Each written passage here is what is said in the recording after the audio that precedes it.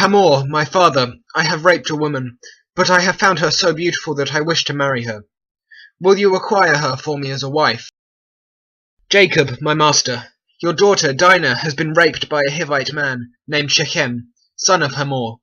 I must address this issue, but I will wait until my sons return from the fields, where they are now. Jacob, my son Shechem has raped your daughter Dinah. How could you do this to our sister? You have defiled our people. Please, let me speak. My son has since fallen in love with Dinah, and he wishes to marry her. If you allow this, our people will be forever intermarried together, and we shall form an agreement that you will have freedom in our lands, and you can live and trade as you wish.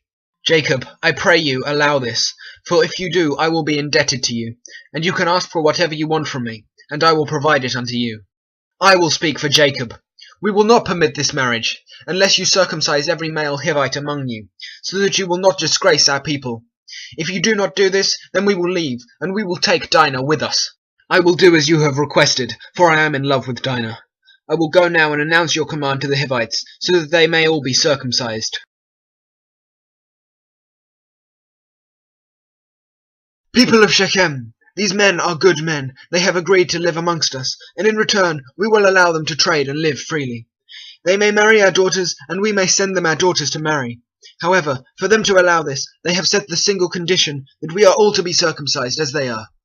This may seem like a high price, but once they are citizens, their wealth will benefit us all. The men of the city are still sore from their circumcisions. If we strike now, they will not be able to fight back.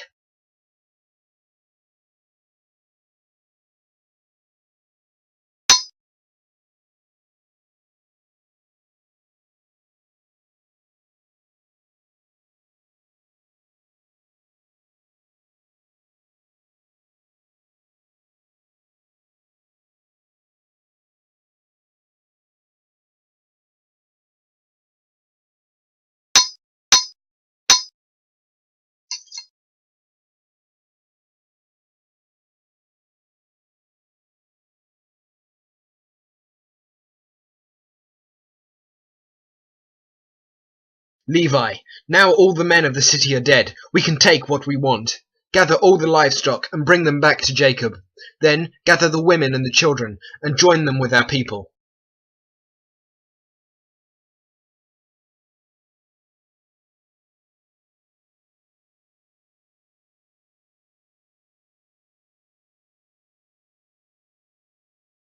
Your actions have been foolish. Now you have brought hatred upon me, from the Canaanites and the Perizzites, and anyone else who was allied with the Hivites. If they all gather as one force and attack, we will have not enough men to defend ourselves, and we will surely all die. Father, I understand why you feel like this, but they were treating Dinah, our sister, as if she were a prostitute, and we could not allow that. It was a disgrace to our people. Jacob, I command you to go unto the land of Luz, where you are to build an altar to me.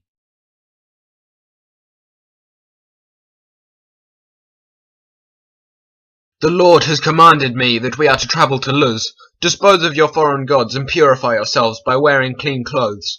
Once we arrive, I am to build an altar to the Lord, who has aided me in my life.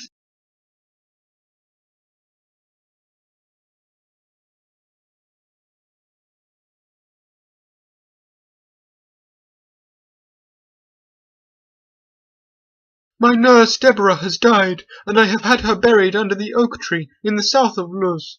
Therefore I have named the tree the Oak of Weeping.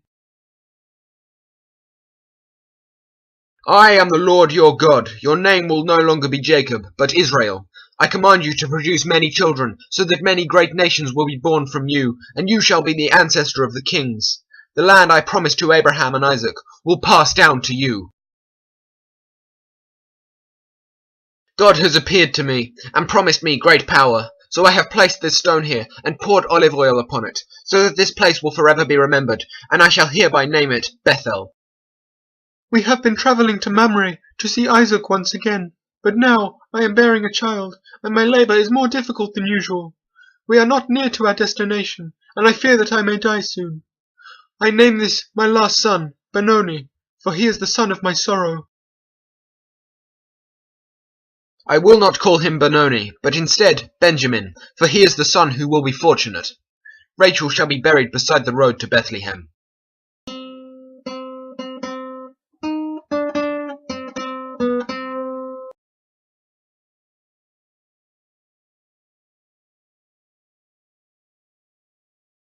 Jacob, my master, your son Reuben has had intercourse with one of Rachel's slaves, Bilhah, the birth mother of Dan and Naphtali.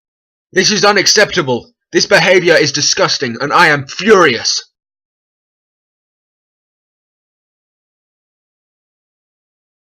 Isaac, my father, I have travelled all the way from Bethel to Mamre, here, to see you. Oh, Jacob, my son, I am overjoyed to see you once again, but I am now 180 years old, and I fear that I may...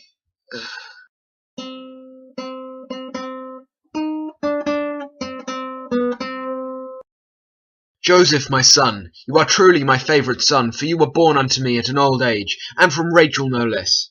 I have made you a coat of many colours, for you are my favourite son. I know your brothers are beginning to hate you for this, but worry not about them.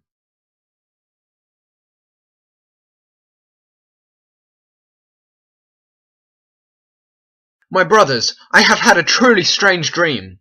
I dreamt that we were all sheaves of wheat, and my one was in the middle, with all of yours bowing to me. You think that you will become our king and have power over us? We will hate you more than ever now.